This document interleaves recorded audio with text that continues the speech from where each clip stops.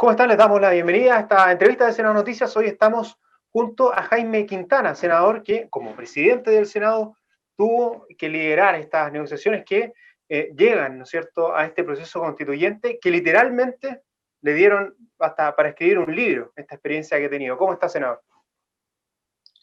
¿Qué tal, Julio? Muy bien, muchas gracias. Efectivamente, ha sido un proceso complejo para todos, para el país en general durante el último año, y el mundo de la política no ha sido la excepción. Se vieron momentos muy complejos durante 2019. A mí me correspondió presidir la corporación, el Senado, y bueno, como muchas veces varios colegas nos decían, bueno, te tocó, Jaime, y por lo tanto había que estar ahí. Había que mantener los canales de diálogo, que fue fundamental en dicho proceso. Bueno, después de eso vino la pandemia y claro, todo eso hace que sea un año complejo, pero un año también propicio para la buena política. Yo siento que ha habido buena política en distintos momentos en los últimos tiempos, como probablemente lo que no se había dado muchos años y que también de alguna manera es una de las causas y uno de los detonantes en la crisis del 18 de octubre. ¿Qué de todo lo que nos vamos enterando en Sírvanse Conectar, en su libro que lanzó esta semana y que muestra, ¿no es cierto?, todos estos diálogos, estas conversaciones, esta buena política que finalmente termina con este acuerdo que lee usted mismo el día 15 de noviembre, aquella madrugada que pasó a la historia? Bueno, efectivamente, lo que me motiva a escribir este libro tiene que ver justamente con lo que me correspondió vivir durante ese año. No lo tenía para nada en mis planes. Sí, de alguna manera el escribir era algo que venía haciendo, no con un proyecto tan acabado como este, por mi formación en literatura en otros tiempos. Pero efectivamente el haber comprobado que tenía mi poder, porque además tengo un hábito que siempre llevar un cuaderno de nota a todos lados, a veces garabatos que solo uno entiende, y bueno, me di cuenta en un momento determinado, de haber sido justamente para el 15 de octubre, que tenía una cantidad de anotaciones, que daba, ya era un cuaderno entero, digamos. Y por lo tanto sentí también que con un sentido de transparencia con el proceso, con el país, por este conjunto de hechos contextualizados, políticos, diálogos, tal vez algunos más distendidos, muchas sesiones de sala también que yo relato en el libro, muchas, que ustedes deben recordar lo que se estaba viendo ahí, la alteración que hacíamos de los horarios, porque tú sabes que la sesión ordinaria son las 16 horas, pero tenías muchas Claro. veces que hacer en la mañana, porque teníamos informes de seguridad que mostraban que íbamos a tener intentos por traspasar los cordones de seguridad del edificio, en fin, había muchas cosas a las cuales estar atentos, y por supuesto muchos diálogos políticos con el presidente, con el gobierno, con otros poderes del Estado, y de alguna manera también errores, así como parto señalando que hay muchos aciertos en la política, no solo respecto al 15 de noviembre, hay otros que probablemente vamos a conversar, el presupuesto de la nación, por ejemplo, paridad, entre otros, pero también hubo desaciertos, y así como hay acuerdos, y lo digo en la bajada del libro, se llama Sírvase Conectar, pero también es una crónica de acuerdos y desacuerdos entre el estallido social y la pandemia. Creo que finalmente estos dos hechos van de la mano y se conectan con algo que también vivió el Senado, que fue la jornada, tú debes recordarte muy bien, Julio, el 22 de julio, cuando el Senado aprueba el retiro del 10%. Yo siento que ahí se juntan ambas crisis, tal vez en el último caso para buscar una válvula de escape, una vía de solución, porque no había, especialmente los sectores de clase media no estaban recibiendo los apoyos, en fin.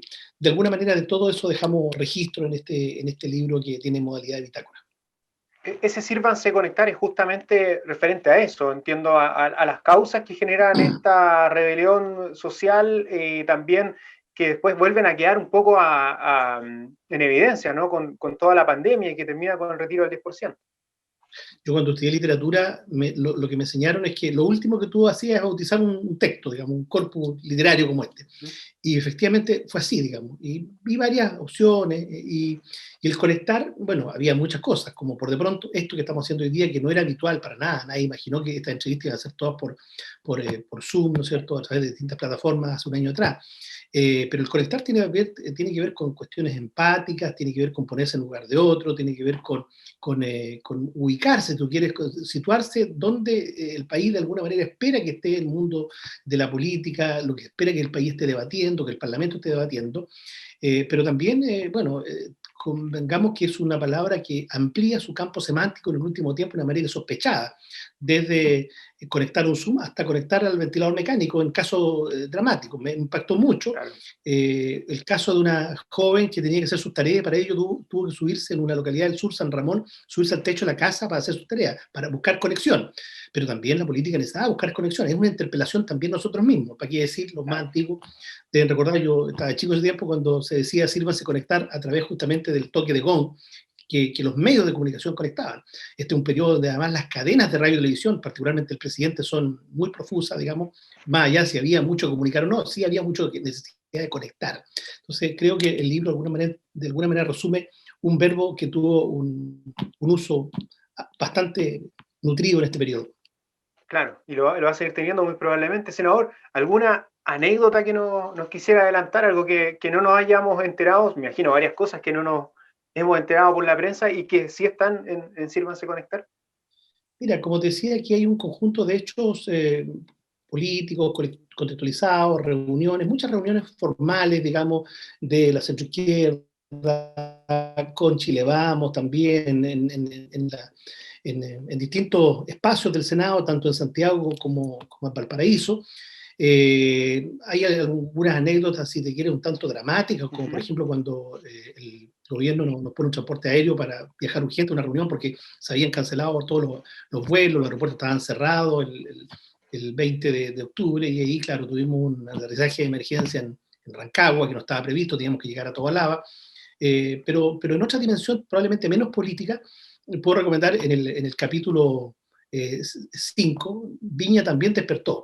O sea, también vemos otros aspectos que están absolutamente relacionados. Si tú recuerdas, el Festival de Viña no es la primera vez, este último año 2020, que tiene donde se vincula la música, la expresión artística, el humor con la contingencia. Eso ocurrió en otros periodos, en los años 80, también lo describo. Pero de alguna manera me centro en este último Festival de Viña por el mensaje que se transmitió, por lo conectado que estaban los humoristas, determinadas cantantes, que ahí señalo con lo que el país está viviendo y con los mensajes que se traspasaron y también los efectos políticos que eso tuvo. Entonces, hay algo que no tiene para nada de frivolidad, es un contenido, digamos, trato de narrar, hay un contenido desde mi ángulo, por supuesto, y desde mi subjetividad, algo que yo creo que los artistas también transmitieron en febrero.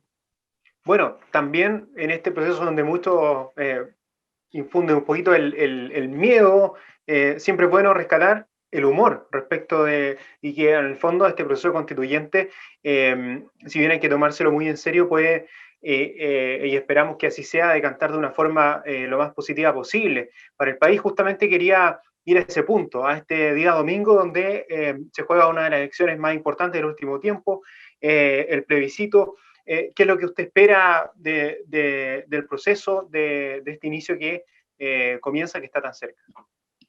Bueno, yo creo que el factor del miedo que tú has mencionado no es menor, creo que hay que considerarlo porque también ha estado presente en esta discusión, a veces ha sido utilizado en uno u otro sentido, y yo también lo describo ahí de una frase que se llama, o más bien la manera de nombrar un episodio, un día determinado, entre la adrenalina y el cortisol, que no es una frase mía, es una frase de Alfredo Zamudio, el director del Centro para la Paz de Noruega, que está en Chile, de alguna manera tratando de vincular a algunos actores en un diálogo justamente conducente a la paz.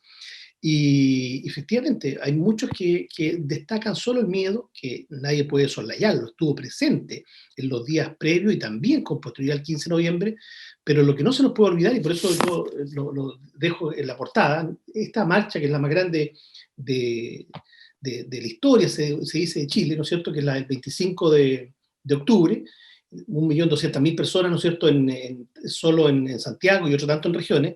Entonces, no fue solo miedo, fue también un mensaje que transmite el país al mundo de la política que no podemos olvidar. Y yo creo que incluso ahí, si me apuro un poco, Julio, se produce el momento constituyente, que es lo que desencadena en las otras acciones. Nosotros, 4 días después de eso, decidimos, como Senado, reunirnos, y también como Cámara, con el presidente de la Cámara, Iván Flores, con los presidentes de las comisiones de Constitución, Arboe y Matías Walker, resolvimos juntarnos y radicar el proceso constituyente en el Congreso. Entonces, no es solo el temor, por de pronto lo que se viene, más allá del resultado, ¿no es cierto?, claro, del próximo domingo, lo que se viene es un proceso, ¿no es cierto?, es también un cauce institucional para la política. Entonces, si la política no entiende eso y solo se queda pegado en el miedo, creo que estamos francamente en un problema serio, ¿no? Y vamos a desaprovechar una oportunidad única que tiene nuestro país. No hay ningún otro país que saliendo de un estallido, porque estallidos sociales, convengamos, están ocurriendo en todo el mundo, con mayores o menores grados de violencia, que por supuesto hay que condenar.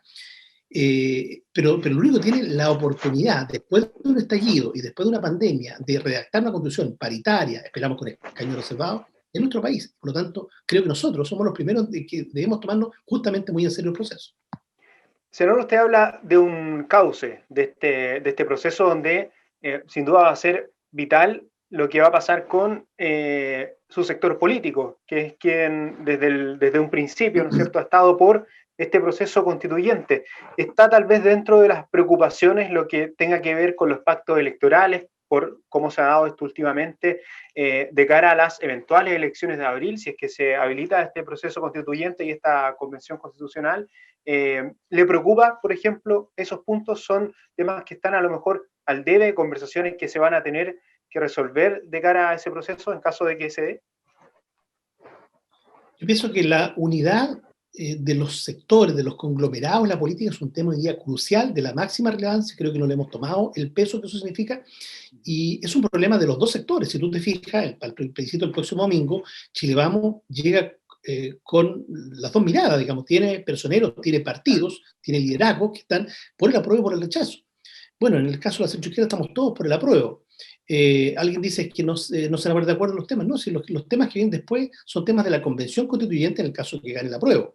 Y por lo tanto, no necesariamente son temas de la política. Yo creo que hacen mal los políticos, o el presidente, o quien sea, en anticipar cuáles son mis puntos, ¿no es cierto?, que quiero plasmar en esa constitución, porque si gana el apruebo y si hay una convención constituyente, creo que lo importante no es lo que piense el presidente o el senador Quintana o una senadora o una diputada, cualquiera que le preguntemos de cualquier partido político. Lo que importa es esa colectividad que se arme, esa convención constituyente, cuál es la mirada que ellos tienen de Chile. Entonces, pero sí, tú tienes razón, nosotros la centro izquierda tiene un problema de unidad, sin lugar a duda, que se reflejó hace algunas semanas atrás en no haber pactado, ¿no es cierto?, para elección de gobernadores, haber hecho una lista única y, bueno, yo creo que tenemos otra oportunidad porque si finalmente van a aflorar los personalismos, que también es un problema serio que tenemos, y de alguna manera lo describo acá, donde se pierde el trabajo colectivo y afloran los personalismos, y si no está determinado colega liderando el tema, eso no funciona o el colega se resta. Eso no puede ocurrir, francamente, eso es la antítesis de la política, que es esencia del trabajo colectivo. Entonces yo creo que en materia de cohesión de unidad tenemos una tarea y una asignatura pendiente a resolver pronto. Hay otro punto, senador, que está muy relacionado con lo que conversamos recién y lo voy a tomar desde una palabra que usted mencionaba, la oportunidad.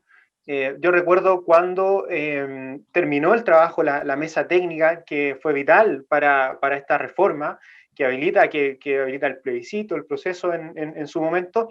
Una de las integrantes, no recuerdo el nombre en este momento, ella sale de una de esas reuniones y dice: este es el momento en el que también los partidos políticos van a tener que, o tienen la oportunidad, o el deber más bien, de reconectar con la ciudadanía. Justamente ahí se va a dar, a lo mejor en la elección de los candidatos. Es otro de los puntos que a lo mejor también va a ser necesario tener una importante preocupación al momento, ¿no es cierto?, de ver quiénes van a ir eventualmente a una convención constituyente. Yo creo que es así, y creo que quienes van a tener que conectar, como decía esa persona de la Comisión Técnica, por de pronto, bueno, señalarlo, funcionó también en el Senado. El Senado estuvo muy Claro. jugado en la forma y en el fondo, en todo el proceso constituyente durante el año pasado y ha seguido estando durante este año. Y por lo tanto, creo que es fundamental que conecten, claro, con el país que se nos viene, con las definiciones que hay que tomar, con ese pacto, que algunos creen que es un nuevo pacto, yo no recuerdo, en el tiempo que llevo en política, más de 30 años, empecé en el liceo, yo no recuerdo que hayamos suscrito otro pacto en otro momento. ¿Ah? Entonces yo creo que es el primer pacto el que hay que construir ahora. Claro, hubo acuerdos dentro de la transición, pero no fueron acuerdos como para decir que eso fue un pacto.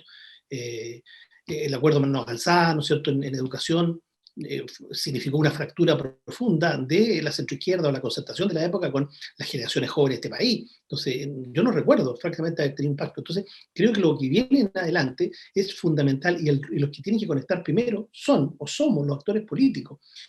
Por ejemplo, dejando la calculadora de lado, si después del domingo, en el evento que gane la prueba, que yo lo que esperaría, más allá de la mirada de cada uno aquí, si esa finalmente es la opción y se arma una convención constitucional, creo que es un error llenarla de puros actores políticos. Es un profundo error, no entender nada, es volverse a desconectar. Y yo creo que ahí los partidos tienen que entregar cupos independientes de verdad. La paridad es un tema central y ahí el Senado, la Cámara, el Congreso claramente estuvo a la altura. No hay otra constitución en el mundo después de este proceso y menos ha habido otra constitución en el mundo redactada en forma paritaria. También tenemos una oportunidad allí. Pero te insisto, creo que en la conformación de ese grupo humano es fundamental que ofrezcamos todas las condiciones a Independiente y al Chile Real.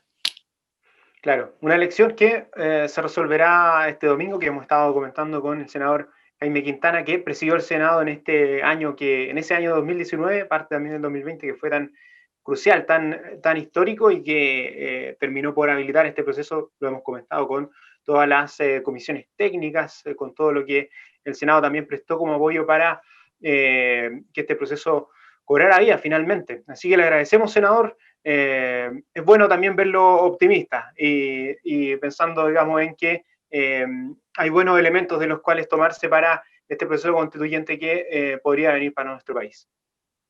Bueno, efectivamente se vieron momentos de crisis y aún en esos momentos de crisis yo traté de ser justamente optimista y traté claro, algún crítico dirá, fue ingenuo. Probablemente yo diría, pequé de exceso de buena fe, pero cuando está en juego el destino de tu país, cuando está amenazada la democracia, creo que uno tiene que hacer todos los esfuerzos pensando en que las cosas van a aflorar y que finalmente los cauces se van a dar. Y algunos se dieron, y algunos no menores se dieron, y es lo que hoy día nos tiene este proceso constituyente, fruto del esfuerzo de todos los sectores, o de la inmensa mayoría de los sectores políticos, más allá de que algunos después se arrepintieron. En fin, yo creo que quiero valorar lo que ocurrió esa noche del 15, ¿no es cierto?, en las dependencias del Senado de Santiago, y los días previos también. Creo que nadie puede decir que en ese momento la política no estuvo a la altura de los tiempos. Yo espero estoy seguro que el próximo domingo, más allá de la opción de cada uno, el participar también significa que el país está a la altura de este enorme desafío. Senador Jaime Quintana, muchas gracias por Muchas esta gracias. conexión que hemos tenido el día de hoy. Hasta pronto. Hasta pronto.